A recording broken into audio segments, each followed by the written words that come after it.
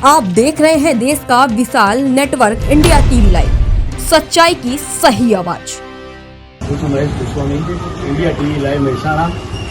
અત્યારે મહેસાણા મહાનગરપાલિકા, જિલ્લા પંચાયત, તાલુકા પંચાયતની ચૂંટણીઓ ચાલી રહી છે। તેવામાં મહેસાણા તાલુકાના લગભગ 14 ગામડાઓમાં ચૂંટણીનો બહિષ્કાર કરવામાં આવ્યો છે। તો આજે આપણે ઇન્ડિયા ટીવી લાઈવની ટીમ રામપુરા ગામે પહોંચી છે અને રામપુરા ગામના સરપંચશ્રી સાથે આપણે વાતચીત કરીએ કે સરપંચ સાહેબ, તમારી શું શું માગણીઓ છે, કેમ તમે ચૂંટણીનો બહિષ્કાર કર્યો છે, શું તમારા મુદ્દા છે, તો આપણે વાત કરીએ આપણા સરપંચ સાહેબ શ્રી વિષ્ણુભાઈ ચૌધરી સાહેબ જોડે। મારું નામ ચૌધરી વિકાસકુમાર ગોડાલાલ, હું રામપુરા ગામનો સરપંચ છું અને અમે છેલ્લા 26 મહિનાથી આ મહાનગરપાલિકાની જ્યારથી રચનાની જાહેરાત થઈ વિધાનસભામાં ત્યારથી અમે આ બાબતનો વિરોધ કરીએ છીએ।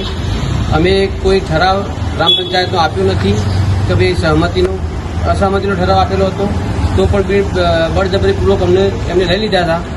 અમે કોર્ટમાં કેસ કરેલો છે, હાલ અમારો કોર્ટમાં કેસ ચાલુ છે। અમારા ગામના ખેડૂતો બધા જ નાની જમીનવાળા, 2 વીઘા 3 વીઘા જમીનવાળા ખેડૂતો છે। 40% કપાત થાય એમને પોસાય એમ નથી, એટલે અમે તાલુકા પંચાયત સદસ્યથી મોડીને રાજ્યપાલ સુધી 10 વખત પત્રો લખ્યા, અમને કોઈ જવાબ ના મળ્યો। પછી અમે કોર્ટમાં ગયા છીએ। અત્યારે અમારા 4 ગામથી જે શરૂઆત થઈ હતી એ અત્યારે 14 ગામ સુધી વિરોધ પહોંચ્યો છે અને આગળ પણ હજુ નવા ગામો અમારા સંપર્કમાં છે। તો અમારી કાલે રાજકીય નેતાઓ જોડે મુલાકાત થઈ હતી, તો એમણે એવું કીધું હતું કે તમને અમે મુખ્યમંત્રી જોડે વાતચીત કરાવીશું અને આ જે તમારી સમસ્યાઓ છે એનું નિરાકરણ કરવાનો પ્રયત્ન કરીશું।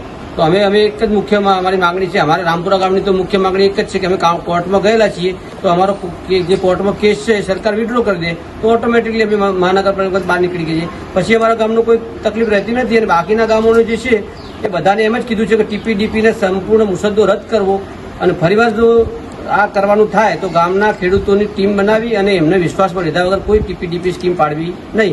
આ મુદ્દો સંતોષ છે અને લેખિતમાં અમને આની જો બાહેધરી મળશે तो જ અમે ચૂંટણીનો બહિષ્કાર જે કર્યો છે પાછો ખેંચીશું, નહીં તો અમારો ચૂંટણીનો બહિષ્કાર ચાલુ જ રહેશે।